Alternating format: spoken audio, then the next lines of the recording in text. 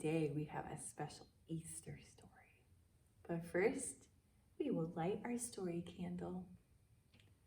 From the stars and the moon and the sun, bringing light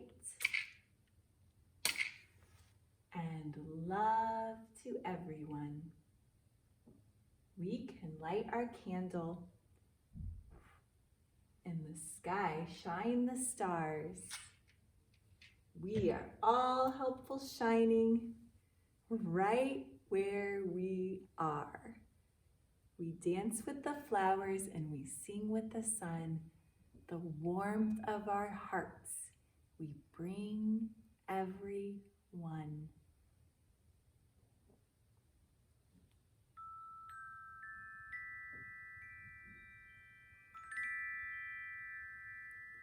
Now friends, this is a very special story.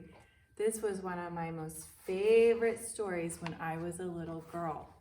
And it's kind of a long one. So we'll see how many of you want to hear the whole story. This story is called The Country Bunny and the Little Gold Shoes.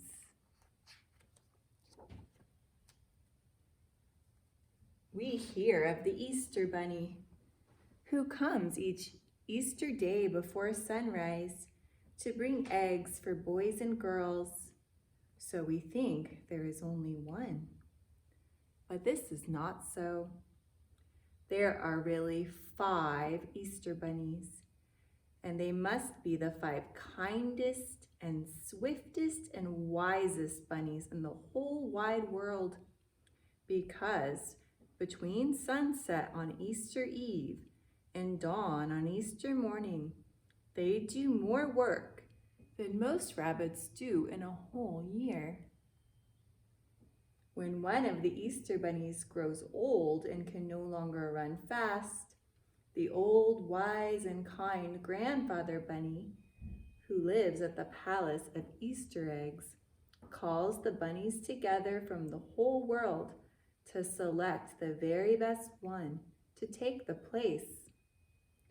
Often a mother bunny says to her child, "Now, if you learn to be wise and kind and swift, someday you may grow up to be one of the Easter bunnies." And all the babies try their very best so that they can grow up and go to work for the grandfather bunny at the palace of Easter eggs. One day, a little country girl bunny with a brown fur and a little cotton ball of a tail said, "Someday I shall grow up to be an Easter bunny. You wait and see."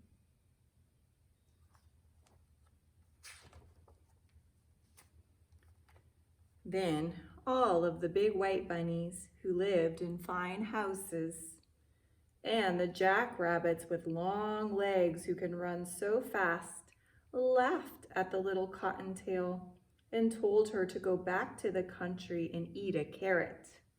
But she said, "You wait and see."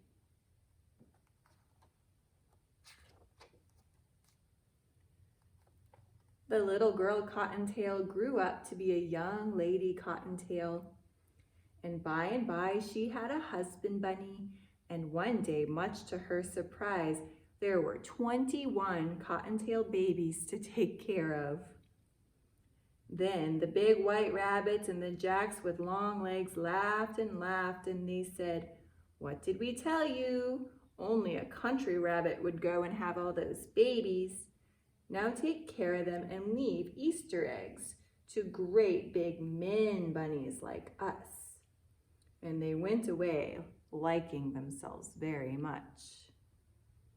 Cottontail stopped thinking about hopping over the world with lovely eggs for little boys and girls, and she took care of her babies.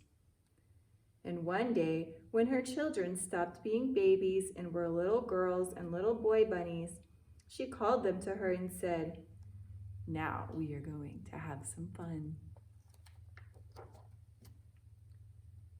Then, to 2 of them, she gave little brooms and showed them how to sweep out the cottage. and 2 she taught how to make beds. 2 more went with her to the kitchen and in no time at all had found out how to cook a good dinner. And with these went the 2 little dishwashers, and they made the glasses shine like crystal. 2 had little wash tubs full of soap suds, and they washed all the linen. 2 did the sewing and the mending. 2 who had sweet voices were taught to sing, and 2 more to dance, and these amused all the others while they worked so that they were gay and happy. 2 others were soon digging in the garden. To 2 she gave paints and crayons so they could make pretty pictures for the walls. And when Mother Cottontail had given out all of the tasks, she looked around, and there was only one little bunny boy left, and he was sad and lonely. The Mother Cottontail said to him, "You are the most polite of all my children, so I shall make you keeper of my chair. And whenever I come to dinner, you shall seat me politely at table." Then one day when the little rabbits were half grown up, she heard a great talk among the woods rabbits, and when she asked what it was all about, they said, "Haven't you heard? One of the 5 Easter bunnies has grown too slow, and we are all going to the Palace of Easter eggs to see old grandfather pick out a new bunny to take his place."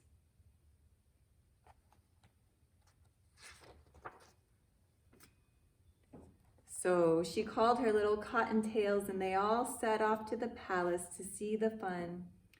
But their mother was sad because she thought that now she was nothing but an old mother bunny and could only look on, and that a big, handsome white rabbit or a long-legged Jack would be chosen.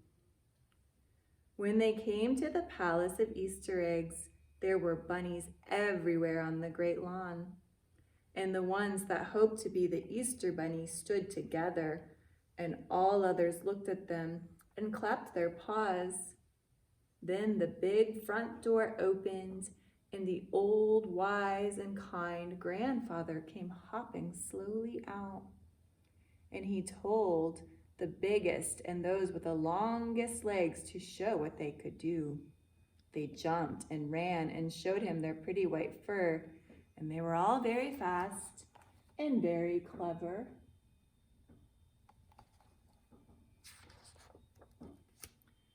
But still he did not pick one. And he said to them, "You are pretty and you are fast, but you have not shown me that you are either kind or wise." Then his kind old eyes looked everywhere, and at last they rested on little Mother Cottontail, where she stood with her children around her, and he called her to come right up to the palace steps. So she took her 21 children and went up and stood before him. And when he spoke, his voice was so kind that she was not frightened at all. And he said, "What a large family you have, my dear. I suppose they take all of your time." But she said, "When they were babies, that was so, but now they are so well trained that they do most of the work for me." "Ah," he said, smiling, "you must be very wise to train so many children so well. But tell me, do they always look so happy? And do they always hold their ears up so prettily?" "Indeed they do," she answered.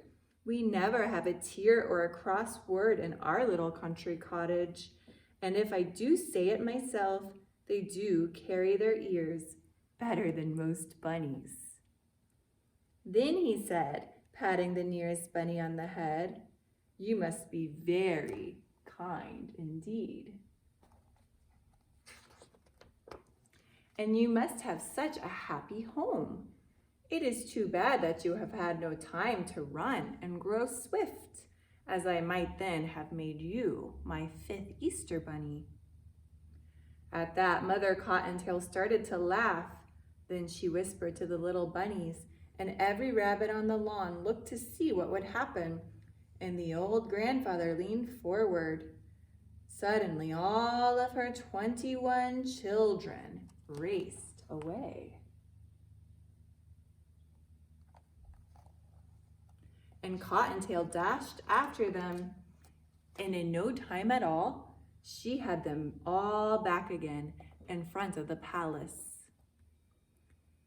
Then the old, kind, wise grandfather bunny said, "I see that you are swift also. It is too bad that you cannot go to carry my eggs, because you will have to stay home to take care of your children." Mother Cottontail nodded her head to the little ones, and they all found a line and bowed low to the grandfather bunny. Then she stepped in front of them and said, "They will take better care of the house than I."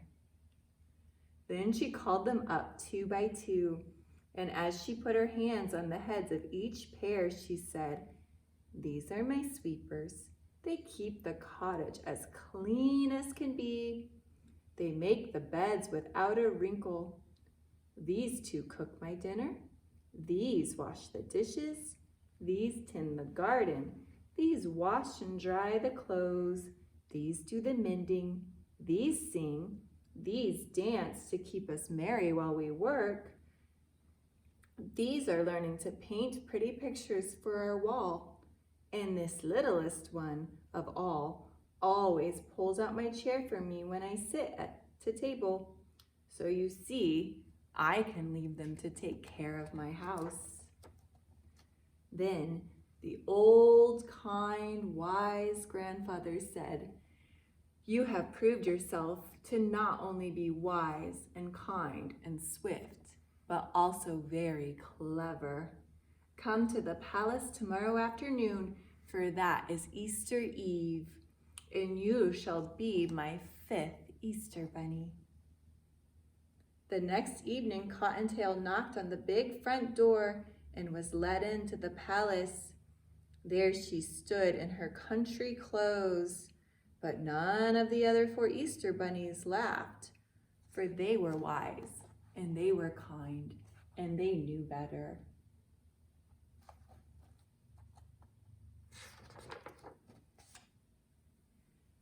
They showed her all over the palace, from room to room, all piled high with eggs of gold and silver, and eggs that glittered like snow, chocolate eggs, marshmallow eggs, eggs for rich children and eggs for poor children, for children who were sick and for children who were well, for all the children all over the world.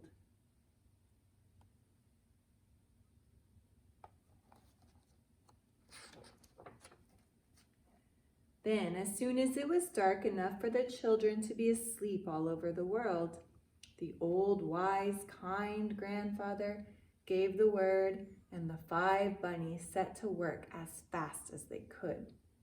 First one, then another, would take up a large egg or a pretty little basket, and in a single hop would be out of the palace and away out of sight. Then in a moment he would be back again, and before you could say Jack Robinson, he would have whisked away again. Slowly the night wore away, and the bunnies began to look tired as they kept returning for more and more eggs. And in the palace, the glittering piles of eggs grew smaller and smaller. Poor little Cottontail was very tired, for this was the first time she had ever gone so far or so fast in her life, and she was beginning to hope that she could soon take the little basket that was set aside for her own children and go hopping back to her cottage, when wise, kind grandfather called her to him. When she went close, she saw that he was holding in his hand the loveliest egg she had ever seen. It glittered like a diamond. Peek through and see what you shall see.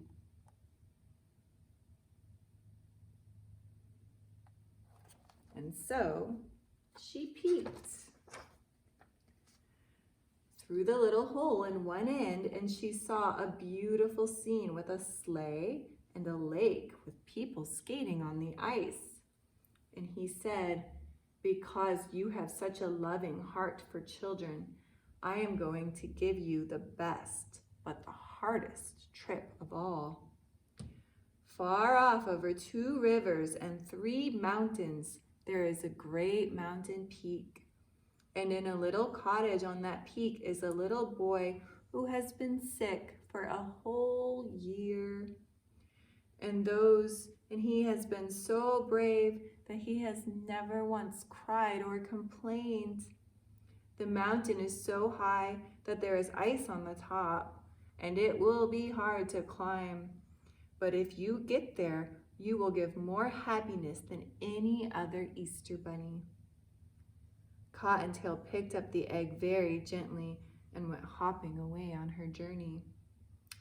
She crossed the first river and then the second. She went over the first mountain and then another mountain and yet another, until at last she reached the highest mountain of all.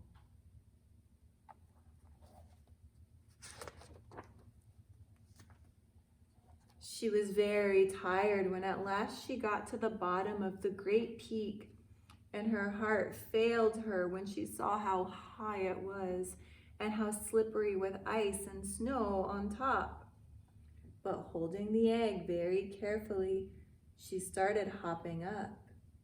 At last she reached the ice and snow, and now she was almost to the top, and she could see the little cottage all covered with snow, where the little boy was sleeping.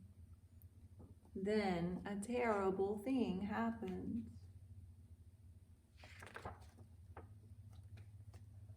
Her foot slipped and down she came. Downward she flew into the snow. Then she left the ice and snow rolling and bouncing against the stones, and she could feel the air getting warmer.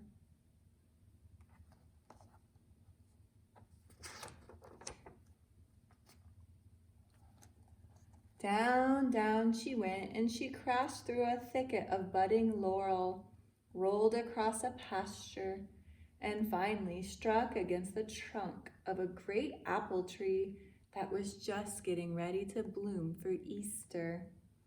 And there she lay with the egg still safely clutched in her paw, but with a great pain in her leg.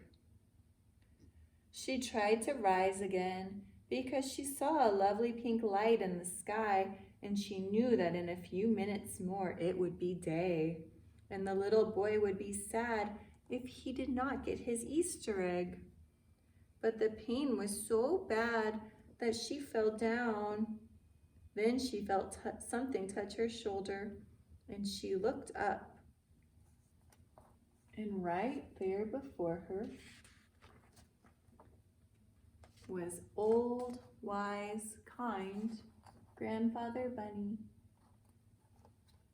He smiled at her and said, "You are not only wise and kind and swift, but you are also the bravest of all the bunnies. And I shall make you my very own gold shoe Easter bunny." And he reached over, and she saw for the first time that he was holding a pair of tiny gold shoes. He bent down and put them on her feet. Suddenly, all the pain left her leg, and she stood up and picked up the precious egg. Then, before she knew what was happening, she found herself flying in the air, over the pasture, over the laurel, over the stones, until at last when she landed, she looked back and she saw that one single hop had carried her halfway up the mountain.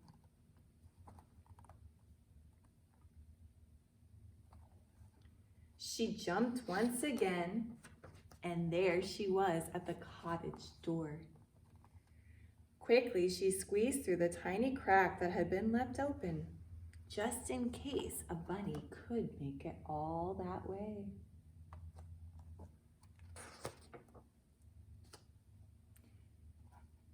In the hand of the beautiful sleeping boy, she placed the egg.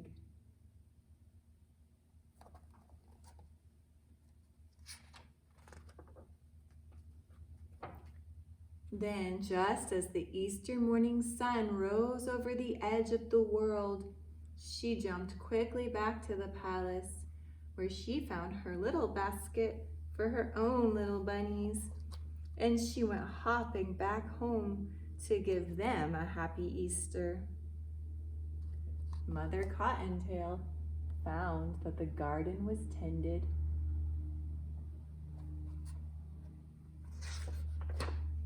And sure enough, just as she had said, everything was in order. The floors were swept and there were 2 lovely new pictures painted and hanging on the wall. The dishes were washed and shown in the cupboard. The clothes were washed and mended and nicely hung away. And her 21 children were all sound asleep in their little beds.